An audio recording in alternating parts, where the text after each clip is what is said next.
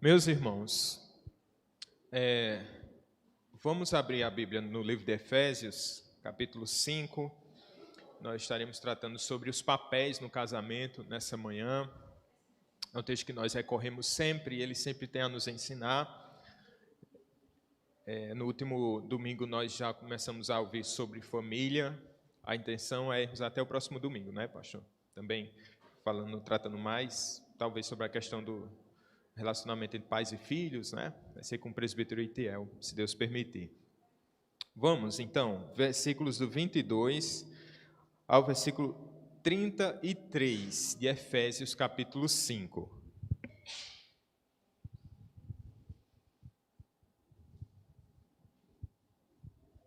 Vamos fazer essa leitura de forma alternada. As mulheres sejam submissas ao seu próprio marido como ao Senhor.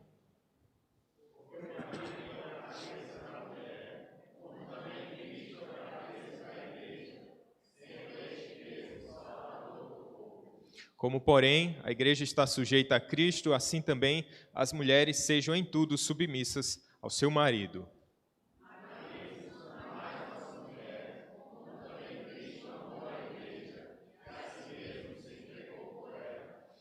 Para que a santificasse, tendo-a purificada por meio da lavagem de água pela palavra.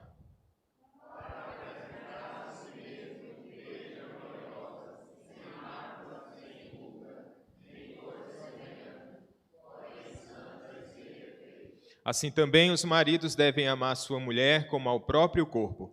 Quem ama a esposa, a si mesmo se ama.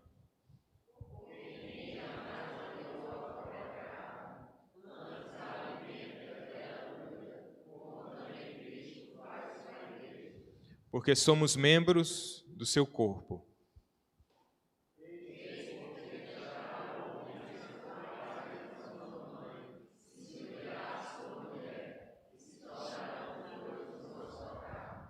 Grande é este mistério, mas eu me refiro a Cristo e à igreja.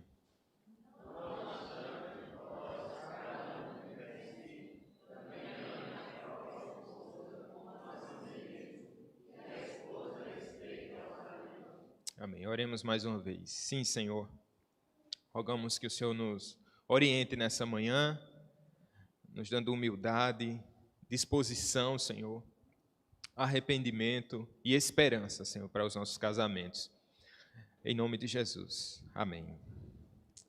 Meus irmãos, deixe-me começar nessa manhã lendo um poema do Luiz Fernando Veríssimo. Preste atenção, ele é um pouco longo, mas queria que você tentasse prestar atenção. Ele se chama O Lixo. Diz assim: encontram-se na área de serviço, cada um com seu pacote de lixo. É a primeira vez que se falam. Bom dia, bom dia. A senhora é do 610 e o senhor do 612? Eu ainda não lhe conhecia pessoalmente. Pois é. Desculpa a minha indiscrição, mas tenho visto o seu lixo. O meu quê? O seu lixo. Reparei que nunca é muito. Sua família deve ser pequena. Na verdade, sou só eu. Notei também que o senhor usa muita comida em lata. É que eu tenho que fazer minha própria comida. E como não sei cozinhar, ela, entendo. A senhora também. Me chamo de você. Você também, perdoe a minha indiscrição. Mas tenho visto alguns restos de comida em seu lixo. Champignons, coisa assim. É que eu gosto muito de cozinhar. Fazer pratos diferentes. Mas como moro sozinha, às vezes sobra. A senhora, você não tem família? Tenho, mas não aqui. É no Espírito Santo. Como é que você sabe? Eu vejo uns envelopes no seu lixo, do Espírito Santo. Mamãe escreve todas as semanas. Ela é professora? Isso é incrível! Como é que você adivinhou? Pela letra do envelope. Achei que era letra de professora. O senhor não recebe muitas cartas, a julgar pelo seu lixo. Pois é. No outro dia tinha um envelope de telegrama amassado. Más notícias? Meu pai, ele morreu. Sinto muito. Ele já estava bem velhinho, lá no sul. Há tempos que não nos víamos. Foi por isso que você começou a fumar? Como é que você sabe? De um dia para o outro começaram a aparecer carteiras de cigarro amassadas no seu lixo. É verdade. Mas eu consegui parar outra vez. Graças a Deus, nunca fumei. Eu sei. Mas tem uns vidrinhos de comprimido no seu lixo. Tranquilizantes. Foi uma fase. Já passou. Você brigou com o namorado, certo? Isso você também descobriu no lixo? Primeiro, buquê de flores, com cartãozinho jogado fora. Depois, muito lenço de papel. Chorei bastante, mas já passou. Mas hoje ainda tem uns lencinhos. É que eu estou com um pouco de coriza. Vejo muita revista de palavras cruzadas no seu lixo. É sim. Bem, eu fico muito em casa. Não saio muito. Sabe como é? Namorada? Não. Mas há uns dias tinha uma fotografia de mulher no seu lixo, até bonitinha. Eu estava limpando umas gavetas, coisa antiga. Você não rasgou a fotografia. Isso significa que, no fundo, você quer que ela volte. Você já está analisando meu lixo. Não posso negar que o seu lixo me interessou. Engraçado. Quando eu examinei o seu lixo, decidi que gostaria de conhecê-la. Acho que foi a poesia. Não, você viu os meus poemas? Vi e gostei muito. Mas são muito ruins. Se você achasse eles ruins mesmo, teria rasgado. Eles só estavam dobrados. Se eu soubesse que você ia ler, só não fiquei com eles porque, afinal, estaria roubando. Se bem que, não sei, o lixo da pessoa ainda é propriedade dela? Acho que não. Lixo é domínio público. Você tem razão. Através do lixo, o particular se torna público. O que sobra da nossa vida privada se integra com a sobra dos outros. O lixo é comunitário. É a nossa parte mais social. Será isso? Bom, aí você já está indo fundo demais no lixo. Acho que...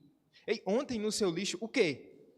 Me enganei ou eram cascas de camarão? Acertou. Comprei uns camarões graúdos e descasquei. Eu adoro camarão. Descasquei, mas ainda não comi. Quem sabe a gente pode jantar juntos? Eu não quero dar trabalho. Trabalho nenhum. Vai sujar a sua cozinha? Nada, num instante se limpa tudo e põe o resto fora. No seu lixo ou no meu? Gente, vocês sabiam que dentro do nosso mundo quebrado, os relacionamentos, eles parecem lixo? Sim, parece que dentro das a relação entre os cônjuges, parece que não há nada mais que se aproveite, tudo fede, tudo é ruim, tudo é estragado. Não é isso que a nossa sociedade apregoa, dizendo assim, que casamento é uma instituição falida, não presta mais, não serve, não olhe mais para o lixo, isso está totalmente estragado, não há possibilidade de se reciclar absolutamente nada. Essa briga que já é antiga. Por exemplo, nos dias do apóstolo Paulo, havia uma cultura extremamente machista, com códigos de regras onde exaltava até de uma forma tirana a posição do homem e diminuía totalmente, de maneira até humilhante, a posição da mulher, de modo que isso era algo terrível.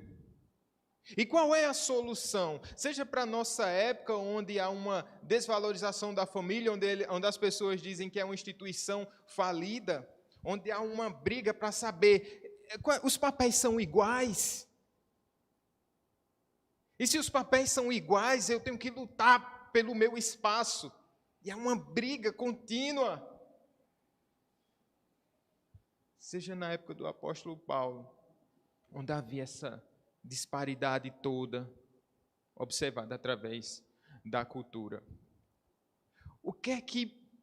Qual é o ponto aqui do apóstolo Paulo a tratar sobre família? É não desconsiderar a realidade da queda. Ora, se desconsiderássemos a realidade da queda, a gente não precisaria estar aqui falando mais uma vez sobre os papéis que talvez você já esteja cansado de saber. Se a gente buscar no YouTube, talvez as ministrações em torno de Efésios 5, acho que vai ser recorde lá. Quem é o pessoal da estatística aí? De tantas vezes, de tantas vezes, tantas vezes. É porque nós consideramos que a realidade da queda ainda é presente, ainda se produz muito lixo. Mas nós observamos tudo isso à luz da redenção, de um Deus que está fazendo nova todas as coisas, e dentro desse fazer novo todas as coisas, Ele está colocando aqui também o casamento, agora composto por indivíduos que consideram o odor do pecado, mas que sabem que há um bom perfume, que sabe que onde o pecado habitou e fez um estrago, superabundou a graça. Essa palavra é sobretudo uma palavra de esperança, de um Senhor que faz nova todas as coisas.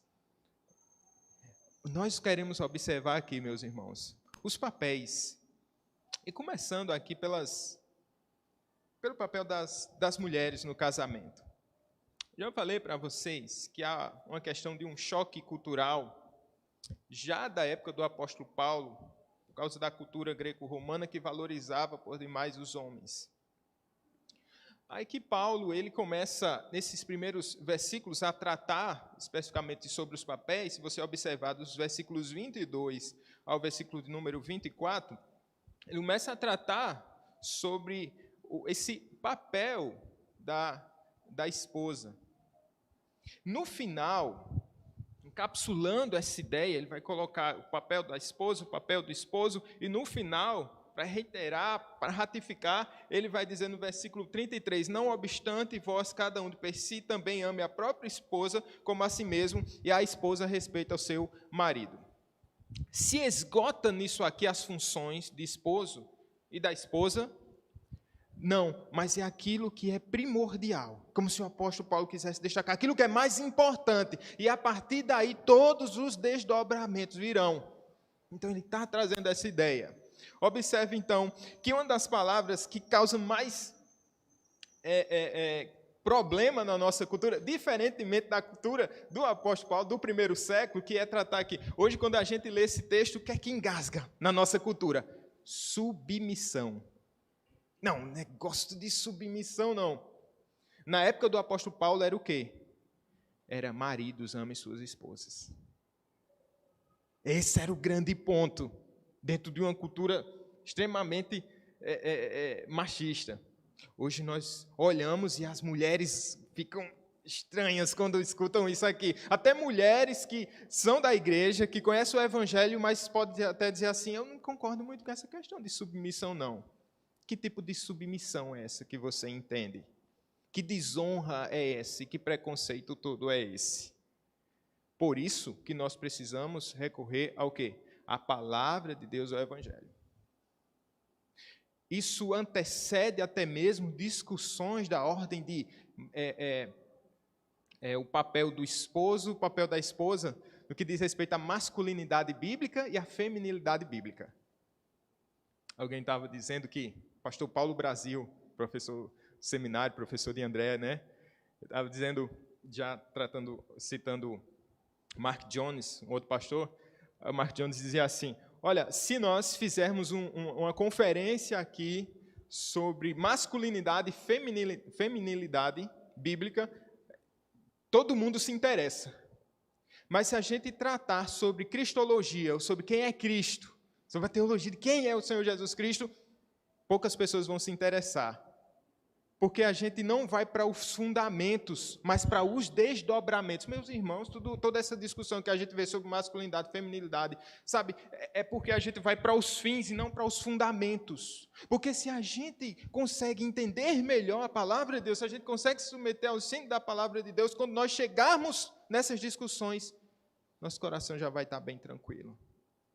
Se a gente se submete ao senhorio de Cristo, a gente chega nessa pauta resolvido. Obviamente, porque dentro de um contexto geral aqui, se nós observarmos o versículo 21, olha só, sujeitando-vos aos outros no temor de Cristo. algo que se estabelece aqui, dentro desse novo relacionamento, através do Evangelho, através desse entendimento de Cristo fazendo novas todas as coisas e dessa redenção agora, dessa transformação.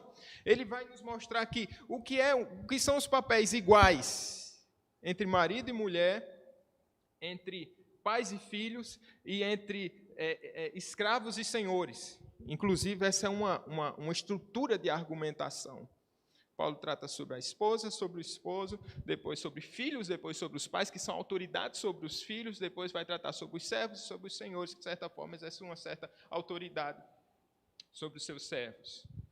Observe, aqui ele começa a mostrar essa estrutura, e dentro disso aqui ele diz, o que é igual entre vocês? O que é que deve nortear? Vocês devem se sujeitar uns aos outros no temor de Cristo. De modo, meus irmãos, que o que nós iremos tratar aqui, que já foi tratado tantas e tantas vezes, só fará sentido na sua vida, esposa, se você se sujeita a Cristo. Só fará sentido para você, esposa, se você, antes de tudo, se sujeita ao seu Senhor. É isso que faz toda a diferença. Nós nos sujeitamos ao mesmo Senhor, estamos debaixo desse mesmo governo, desse mesmo domínio. Outra coisa que está nas entrelinhas aqui, desse contexto, está no versículo 18, que diz assim, vocês podem ler, por favor, irmãos? Versículo 18 do capítulo 5.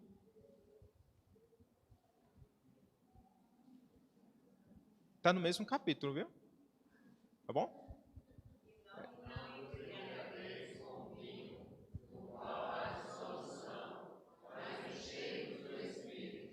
Qual o ponto aqui? Se nós não nos enchermos do Espírito, entender o nosso papel, nos submetermos ao nosso papel dentro do lar, vai ser uma tarefa assim impossível. Por isso, como se preparando para tratar sobre agora, primeiro essa questão familiar, o apóstolo Paulo estivesse dizendo assim, olha o que você precisa observar antes. Vocês precisam ser cheios do Espírito Santo. Vocês precisam estar cheios de Deus, cheios da palavra do Senhor. Não é esse, meus irmãos, um dos grandes motivos que nos leva a ter tantos problemas dentro da estrutura familiar, que não estamos cheios do Espírito Santo. O nosso copo está quase cheio, mas quase vazio. E aí as relações, a gente só consegue ver o lixo. E o cheiro fica ruim. Mas aqui essa é a base para a gente chegar agora, o apóstolo Paulo chegar e exortar, começando pelas mulheres aqui.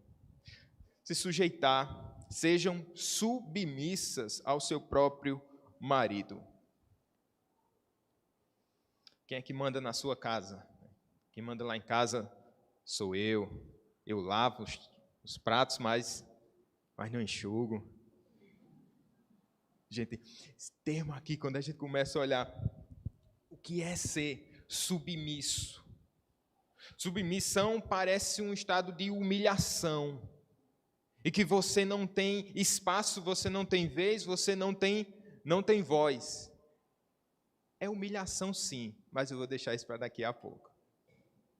Mas que tipo de sujeição é essa, como ele vai também tratar aqui no versículo 33? É dar-se incondicionalmente para completar o outro. Veja que o homem e mulher, eles possuem papéis diferentes, sim. Eles se complementam no casamento, mas eles possuem a mesma dignidade. Né? O próprio Paulo que diz isso, o apóstolo dizendo assim, que não há mais distinção entre homem e mulher, sobre escravo e livre, por causa do Evangelho. E agora, ele está nos mostrando aqui, nos fazendo entender, que essa submissão não é que você não vai ter o seu papel ofuscado, não. Mas você vai ter o seu papel destacado por estar cumprindo exatamente aquilo para que o Senhor te chamou a cumprir. Se sujeitar. O conceito de submissão na Bíblia não significa necessariamente inferioridade, quando a gente pensa do que se sujeita, nem superioridade daquele que está em autoridade. Uma tirania, digamos assim. Há um mandamento implícito aqui, se a gente começa a pensar. Vocês podem pensar, esposas. Por que ele fala só sobre a submissão? Talvez se ele tivesse dito assim, mulheres, amem os seus esposos, teria sido melhor, porque na nossa cultura amar é tudo e não é nada ao mesmo tempo. Não é isso? É um conceito tão fluido, tão sem base, que se longe do Evangelho podemos falar sobre amor. Ontem nós estivemos na cerimônia de casamento, belíssima, onde estava sendo tratado ali o amor à luz da palavra de Deus.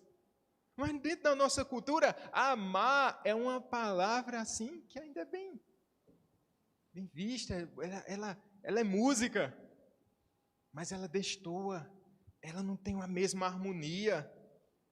Cada um canta fazendo uma voz fora do campo harmônico, é terrível, mas cada um canta o seu próprio amor, a sua forma, a sua maneira. Mas é justamente a palavra de Deus que vai nos alinhar na mesma partitura. O que é o amor, meus queridos irmãos? Sabe, irmãs, se vocês estão pensando que seria mais fácil se Paulo tivesse dito assim, esposas, amem os seus maridos. Eu queria ler para vocês uma passagem que está em Tito, capítulo 2, versículos 3 e 4. Tito, capítulo 2, versículos 3 e 4. Nós ganharmos tempo, eu vou acelerando aqui a leitura. E diz assim: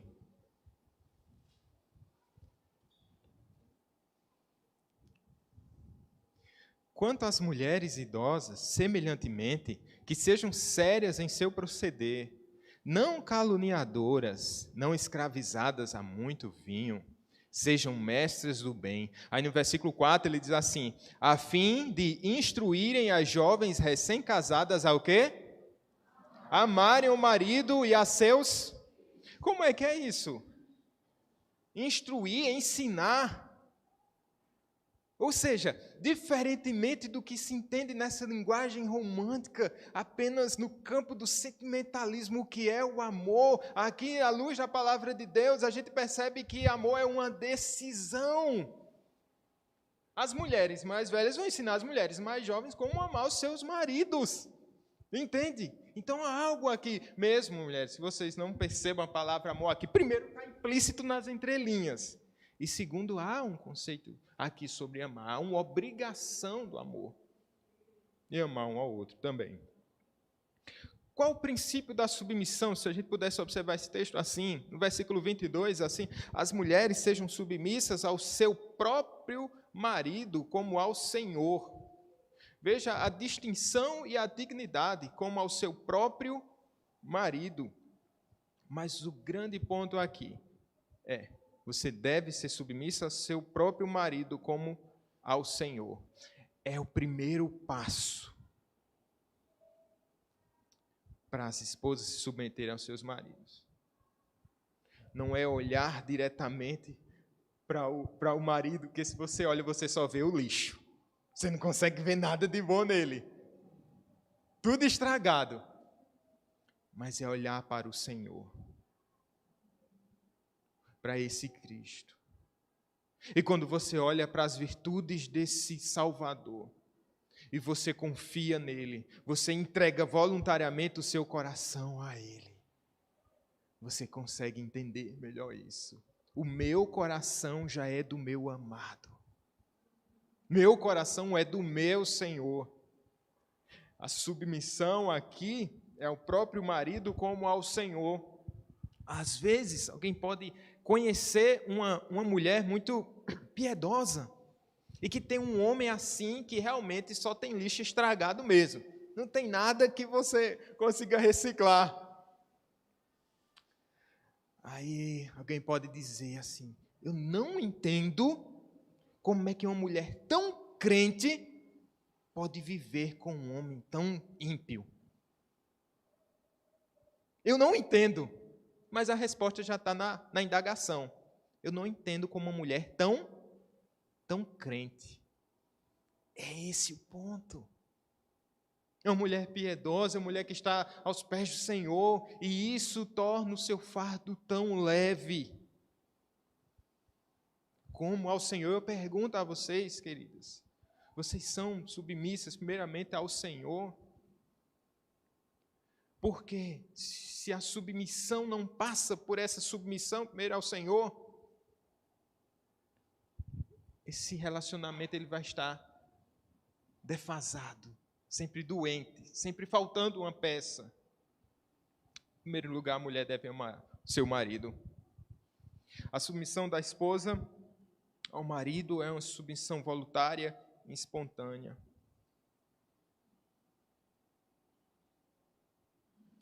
Há um princípio teológico aqui, meus irmãos, no versículo 23 e 24, porque diz assim: porque o marido é o cabeça da mulher. Aí tem gente que vai tentar explicar essa questão do cabeça aqui, não como um princípio de autoridade, mas isso aqui é totalmente claro nesse ensino do apóstolo Paulo. É de liderança mesmo, é o cabeça, porque justamente ele vai tratar Cristo é o cabeça da igreja. O que é que Cristo é sobre a igreja? O que é que ele exerce? Liderança sobre a igreja. Como também Cristo é o cabeça da igreja, sendo este o salvador do corpo. Como, porém, a igreja está sujeita a Cristo, assim também as mulheres sejam em tudo submissas ao seu marido. Aqui a gente pode ver a divindade também segue um princípio de hierarquia, digamos assim, porque Paulo, lá em 1 Coríntios capítulo 11, ele diz assim: quero, entretanto, que saibais ser Cristo o cabeça de todo homem, e o homem o cabeça da mulher, e Deus o cabeça de Cristo. Veja que coisa, que harmonia, que coisa interessante aqui. Cristo é o cabeça de todo homem, o homem é o cabeça da mulher, e Deus o cabeça de Cristo. Cristo, ele, mesmo sendo igual a Deus, ele demonstra, por exemplo, no aspecto da salvação, uma submissão. É dado uma atribuição ao Filho e ele abraça essa atribuição amorosa e voluntariamente. É isso que acontece aqui na ordem da salvação. O próprio Jesus, que é igual em dignidade, por causa da salvação, igual em dignidade ao seu Pai, por causa da salvação, ele se submete. Para quê? Para ser feito maldição em nosso lugar e morrer pelos nossos pecados. Veja que não é algo solto. Dentro da nossa estrutura, da nossa cultura, fora do Evangelho, não se há uma base de submissão forte que se sustente. Então, são várias leituras, é de acordo com o momento, com a época, mas veja que o princípio bíblico é um princípio permanente. Agora, a gente pode pensar, eu não vou me delongar nisso, mas essa submissão, quando a gente lê, é uma submissão irrestrita, ou ela tem certos limites? Obviamente que essa submissão tem certos limites. Por exemplo, quando o esposo ele exige da mulher que faça algo que vá contra a palavra de Deus, que vá contra o seu Senhor. E isso tem várias nuances, mas o princípio aqui é: a minha primeira submissão é ao Senhor. Eu devo adorá-lo sobre todas as coisas.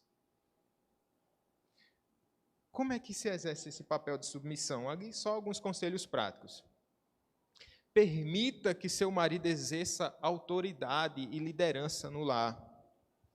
Há mulheres que falam demais, que tomam decisões demais, precipitadamente, querem resolver todos os problemas rapidamente, são tão independentes.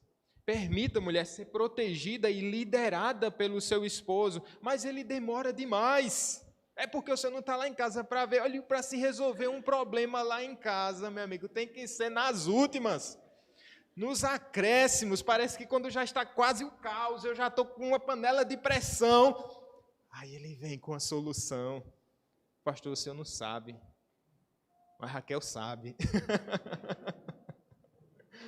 Mas sabe, mulher, não é por causa dessa sua precipitação, dessa sua ligeireza, dessa sua pressa em resolver, que acaba ofuscando ainda mais, deixando o marido numa posição cômoda, que mulheres não subestimem. Para o homem, muitas vezes, ele pode até reclamar: eu não consigo ser o líder dessa casa. Mas ocorre, geralmente, que o efeito é contrário. Diz assim, já que ela faz, estou tranquilo demais. Estou tranquilo demais. Mas o meu esposo, ele não é líder. Deus o fez para ser líder, minha irmã. Não é você que fabrica um líder, não. Essa é a função do esposo. Ele recebe essa atribuição, essa responsabilidade de Deus. E se ele não fizer? Vamos crer que nesse lixo tem coisa boa, irmã? Vamos crer. Vamos crer. Ô, irmã, a senhora é?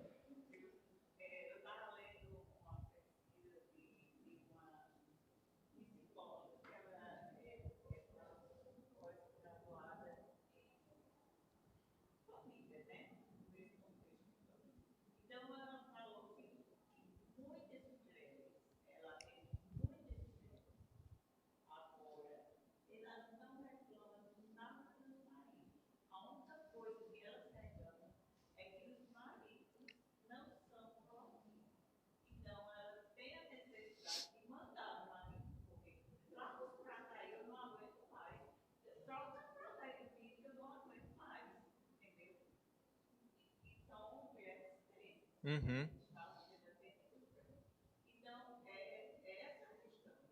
Uhum. Vamos dizer que é uma parte da questão, viu? A gente expor, quando o marido deixa de exercer o seu papel, ele está expondo a esposa a exercer algo que não deve ser a sua atribuição. Mas também, irmã, considerando os efeitos da queda, há uma tendência também da mulher de desejar ter o domínio. A gente não pode subestimar. Há os dois aspectos aí, não é? O marido que expõe a esposa a cumprir um papel que é dele, e por outro lado também, muitas vezes a esposa doidinha para assumir a primazia. Há também esse aspecto, né? Mas veja, impulsiona a liderança de seu marido. Talvez ele não seja um líder exemplar, seja desacelerado, ele é lento, desatento. Estou acabando com os maridos, né? Gente, irmã, se seu marido é lento, é uma tartaruga.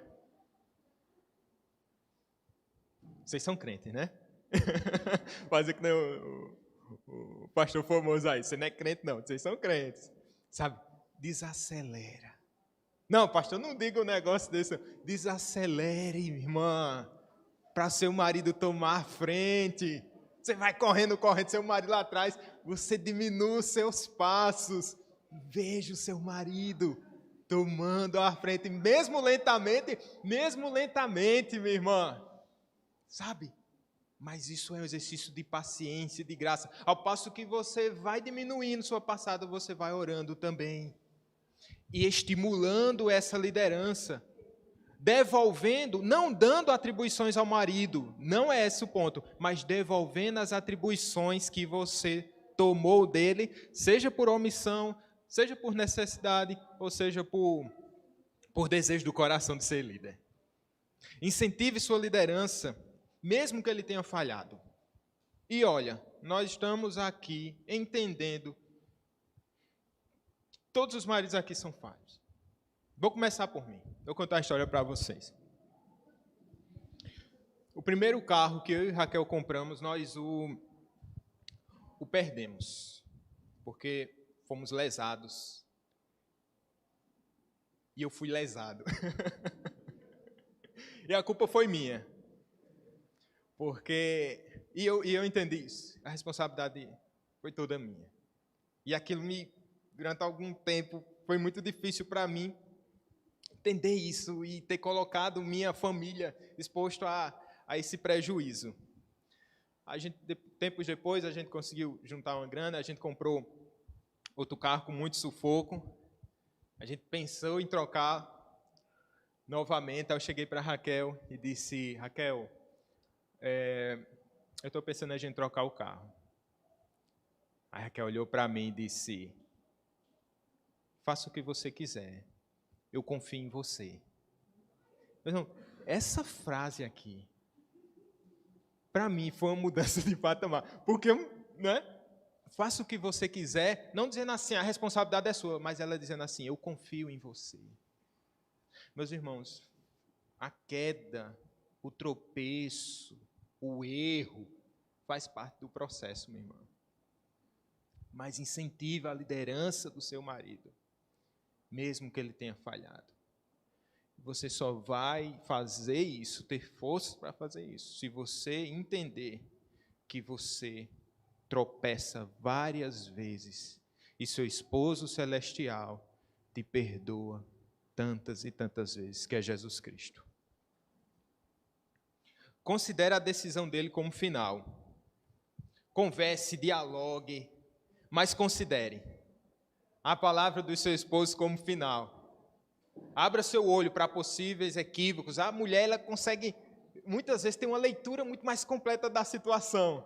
Muitas vezes ocorre isso. Mas deixe.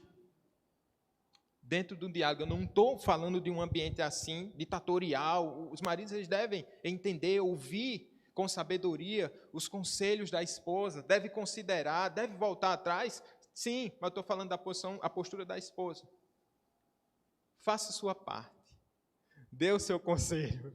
Se lá na frente o negócio der errado, sabe o que seu esposo vai fazer muitas vezes? Minha esposa estava certa. Marido, vocês já passaram por isso? Ela estava certa. E como é que ela está tão certa? Meu Deus. Mas sabe, deixe essa palavra final. Vamos passar um pouco agora sobre o papel do homem no casamento?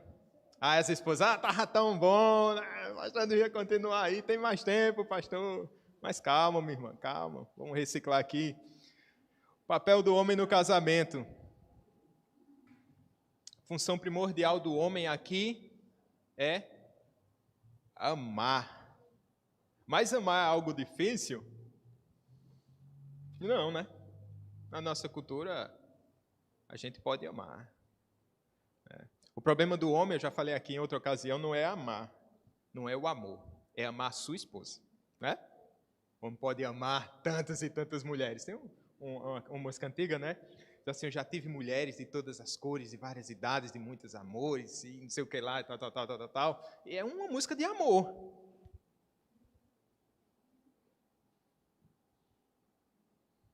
Mas o ponto aqui é amar a esposa como Cristo amou a sua igreja. Amou a sua igreja, isso é um ato que consumado. Ele já demonstrou esse amor. E que tipo de amor é esse, meus irmãos? É um amor, obviamente, sacrificial. O que Cristo fez por sua igreja.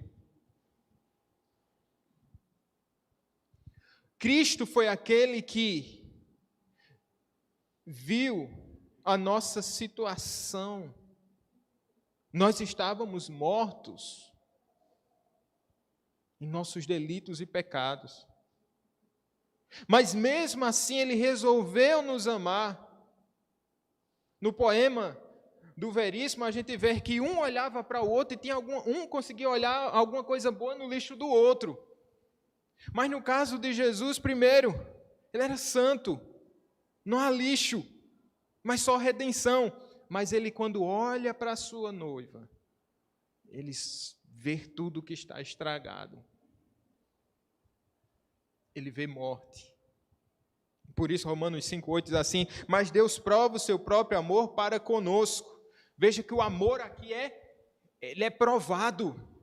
E como é que Jesus Cristo, como Deus prova esse próprio amor para conosco? Em Cristo, pelo fato de Cristo ter morrido por nós, sendo nós o quê? Ainda pecadores. Sendo nós ainda pecadores. Gente, aqui é uma aplicação para ambos, tanto para maridos quanto para as esposas. É a gente ter essa disposição em amar somente quando a gente tem uma contrapartida. O outro me ama, eu respondo em amor. O outro é fácil amá-lo porque ele me ama. Então é sempre uma resposta Não é? Cristo nos amou quando não havia resposta alguma, pelo contrário, só havia o quê? Uma resposta de quê? De rebeldia, de pecado, de distanciamento. Mas perceba, irmãos, que esse marido ele exerce uma liderança, que ela é uma liderança primeiramente espiritual, olhando para o Jesus Cristo, que é o nosso cabeça, o nosso líder espiritual. Nos versículos 25 ao 27, eu convido você a olhar mais uma vez esse texto. Diz assim: Cristo amou a igreja e a si mesmo se entregou por ela, para que a santificasse, tendo-a purificado por meio da lavagem de água pela palavra, para apresentar a si mesmo, igreja gloriosa, sem mácula, nem ruga, nem coisa semelhante, porém santa e sem defeito. Veja 3 coisas aqui que o apóstolo Paulo nos mostra: que Cristo ele santifica a igreja, que ele purifica a igreja e, por fim, ele apresenta a igreja. Veja, o Senhor Jesus Cristo é aquele que faz toda a obra de salvação, nos olha lá no passado, quando nós estávamos perdidos em nossos delitos e pecados, e Ele resolve se submeter, olha a palavra aí, Ele se submete nesse projeto de salvação, Ele se despe da sua glória divina, não deixa de ser Deus, mas deixa de se apropriar desse reinado em muitos aspectos, e aí ele se entrega voluntariamente. O que é que ele faz? Por meio da sua morte, ele santifica a sua noiva, ele santifica a sua esposa, ele a purifica, visando o quê? A glorificação, porque ele mesmo vai apresentar a sua igreja gloriosa. Em todo o processo, veja que noivo maravilhoso. Quando estávamos perdidos em nossos pecados, ele morre por nós. Na nossa vida cotidiana, ele nos santifica.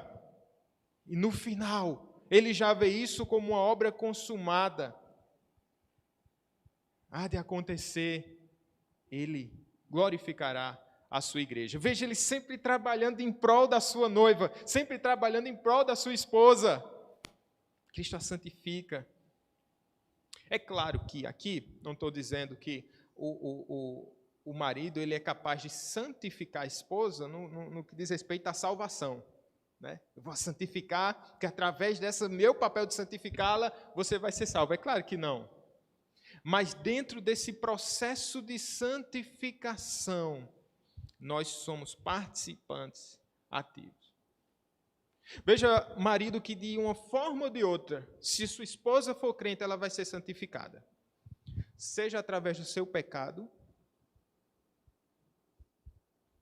quando você, de maneira ímpia, tem destratado a sua esposa, tem exposto sua esposa sempre a aquela linha tênue entre o domínio próprio e a explosão, ou está sempre colocando ela numa situação de constrangimento, sempre expondo sua esposa ao pecado, e a sua esposa, quando responde isso, à luz da palavra de Deus, ela usa isso em santificação, em quebrantamento, se aproximando de Cristo Jesus. Mas ai de nós, se esse é o tipo de cooperação nossa para a santificação do nosso cônjuge. Mas queira Deus que o nosso auxílio e cooperação na santificação do nosso cônjuge seja o contrário. Seja através da nossa humildade, do nosso incentivo, do nosso estímulo espiritual, do nosso exemplo de humildade mesmo errando. E aí nós também podemos cooperar com essa santificação dentro desse incentivo. Será, a pergunta é primeiramente feita aos esposos, será que a gente tem se preocupado? Será que temos nos preocupado com a espiritualidade da nossa esposa? Há quanto tempo nós não sentamos com a nossa esposa e dizemos assim: como é que você está? Como anda a sua comunhão com Deus? Para sentar e ouvir, para orar com ela e por ela. Esse é um grande desafio, nós precisamos ser chamados a atenção nisso. podemos nos preocupar muito com os filhos, né? Muito com os filhos, muitos com os filhos, muito com os filhos, e acabamos por esquecer do nosso compromisso para com a nossa esposa. Podemos estar sendo negligentes com isso, meus irmãos. Que Deus tenha misericórdia de nós. Maridos, eles são o quê? O sacerdote do lar. Que grande missão. Difícil, mas gloriosa. E o sacerdote do lar, quer dizer que ele é o líder espiritual. E nós podemos ser omissos nesse papel de liderança espiritual, e muitas vezes isso acontece muito mais do que quando nós somos omissos com outras situações dentro do nosso convívio familiar. Somos omissos, mas nós precisamos exercer essa primazia, porque Cristo é o nosso cabeça. E Ele é o quê? Ele é o líder. E Ele é o nosso sumo sacerdote. Vamos nos preocupar com isso. O marido, eu falo aqui pensando no que John Piper escreve num livro tratando sobre casamento, e a gente tem visto isso com alguns jovens da igreja, jovens casais, que Cristo ele lidera na reconciliação. Ou seja, o marido ele deve liderar também no que diz respeito à reconciliação, só quando ele falha, principalmente quando ele falha, mas não somente quando ele falha, mas também quando a falha está do outro lado, quando a falha está no cônjuge. Não tem aquilo de você ficar, né? Vou esperar ela se retratar. E o sol se põe, né? E vem a ira. E a gente fica orgulhoso. Não, a gente toma essa iniciativa. Porque Cristo, santo e perfeito, Ele toma essa iniciativa no que diz respeito à reconciliação. Porque Ele sabe que a reconciliação não diz respeito somente a uma divergência entre dois lados e que a gente vai passar um tempo sem se falar, a gente vai ficar daquele jeito, né? Estranho. Não, mas Ele sabe que a reconciliação ela é algo espiritual e importante para a saúde da família. Deve haver reconciliação. Meu irmão, você já se reconciliou com sua esposa? Ou você está deixando o pecado prescrever? Ou está deixando os dias se passarem porque tem sido assim, uma tônica? Ninguém pede perdão, ou ninguém toma iniciativa na reconciliação, porque vocês se acostumaram a viver dessa forma. A poeira vai baixar e a gente continua. Vida que segue. Não é assim que funciona. Você tem agido de maneira tola. Os pecados devem ser tratados, meu irmão. Podemos ter essa tendência de sempre deixar para depois. Não. E a esposa, marido, vamos resolver. Depois, deixa isso para lá. E esse é um grande dano, um grande problema. O homem é líder também na provisão física.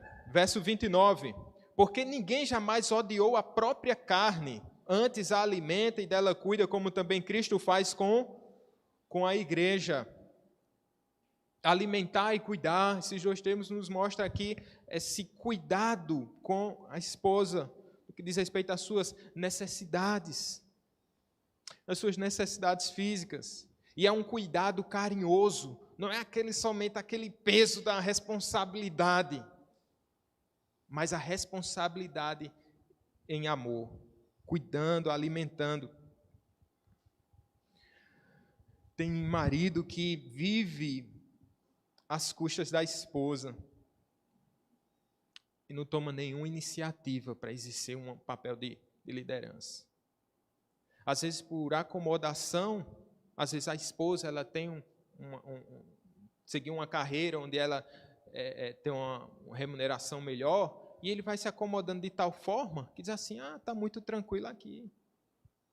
Às vezes na nossa cultura nós percebemos, isso é um alerta para os solteiros aí, para que fiquem atentos.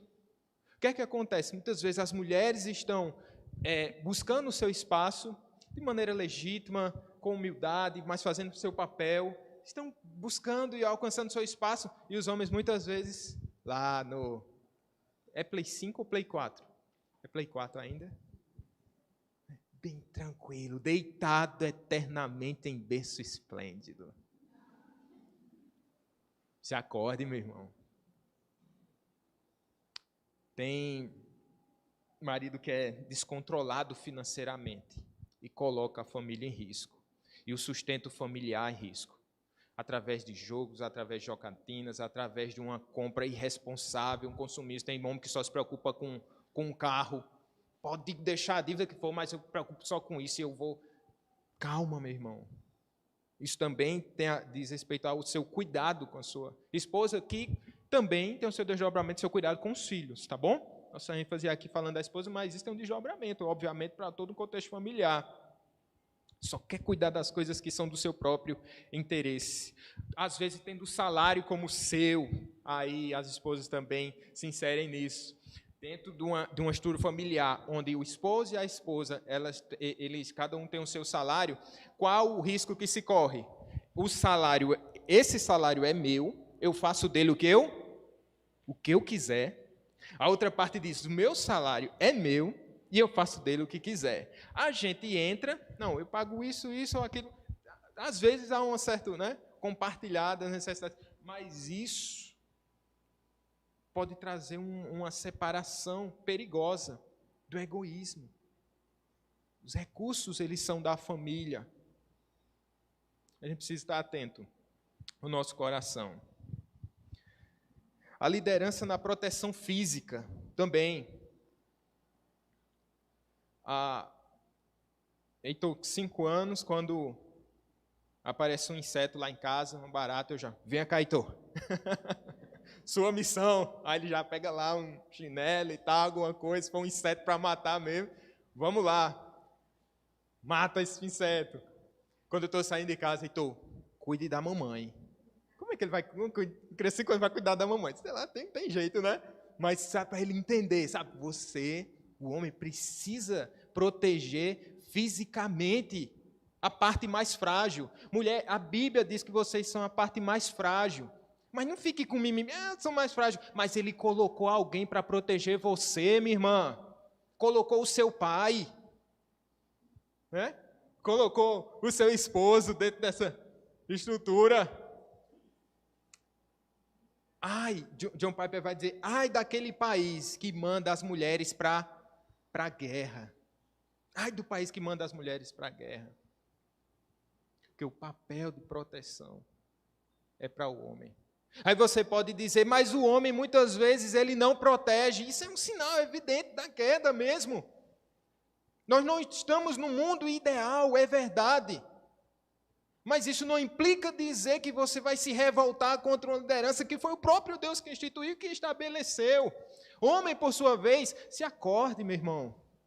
Seja o líder. Ainda que, aí Piper vai dizer também, ainda que a sua esposa seja faixa preta em karatê, e um ladrão chega, um assaltante, você vai enfrentá-lo, aí depois chama a esposa para dar o golpe final. E assim, tá pensando o quê? Que nessa casa não tem dono não, é? Pai, você tem que... Vem cá, esposa. Pá. Esse pá até pode ser interpretado de várias formas aí. É liderança na proteção física também. Gente do céu. Esse papel é muito sério, né? Quando Adão e Eva pecaram, e no ato da prestação de contas, quando Deus chega no jardim, ele diz assim, Adão, onde é que você está? Onde é que você está, Adão? Ele diz assim, casal, onde é que está o casal? Eva, onde você está? Adão, onde você está? O Pai também vai nos lembrar isso, por isso que eu estou lembrando, que no nosso, quando houver um problema entre os macandas, Deus disse, Flávio, onde é que você está? Quando tiver um problema entre os oliveiras lá, Érico, onde é que você está? Sorte de vocês que eu não lembro o sobrenome de todos aqui. Onde é que você está? Porque é algo muito sério. É muito sério. Mas a gente não precisa se desesperar. Temos um Deus que é gracioso. Que é Ele quem nos dá toda a graça e a possibilidade de exercermos a nossa liderança em nosso lar. Mulheres, é difícil por causa do pecado do outro, por causa do nosso contexto, há dificuldades. Mas nos submetendo primeiramente a Cristo, nós vamos experimentar o milagre do Senhor. Primeiro no nosso coração. Primeiro no nosso coração. Quando nós olhamos para essa realidade de que os casamentos eles estão em crise, isso há muito tempo. E alguns olham, dão um passo atrás no que diz respeito ao casamento. Eu não vou entrar nessa. É uma barca furada. A menos que você tenha o dom do celibato, você vai estar bem nisso, mas você vai ter uma família, né? A igreja é a família também. Mas há um caminho para você que deseja ter as suas resistências, talvez por causa do exemplo do seu próprio contexto familiar, totalmente quebrado às vezes, onde não havia uma figura de liderança forte, ou que havia opressão, ou que há traumas que você carrega. A esperança mesmo no lixo, gente. Sabe o que você deve fazer? Se submeta a Cristo.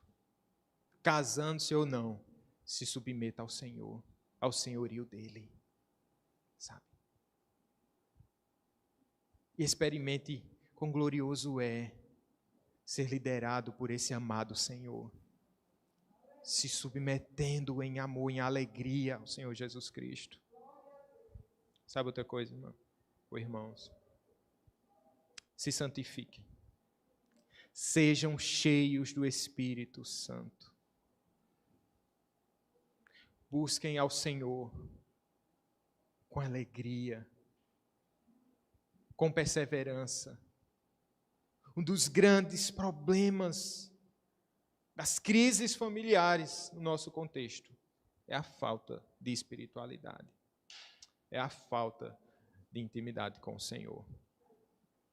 Mulheres, homens,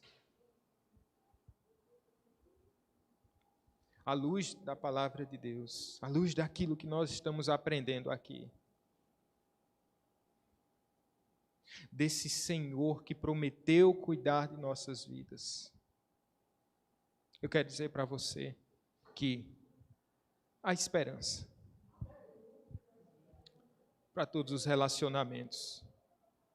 Não há nada tão estragado que o Senhor não possa restaurar. Não há um relacionamento tão destruído que o Senhor não possa reintegrar. Se foi Ele, pelo seu Espírito, que deu ordem ao vale dos ossos secos e houve vida novamente, a esperança em Cristo Jesus, a esperança nele.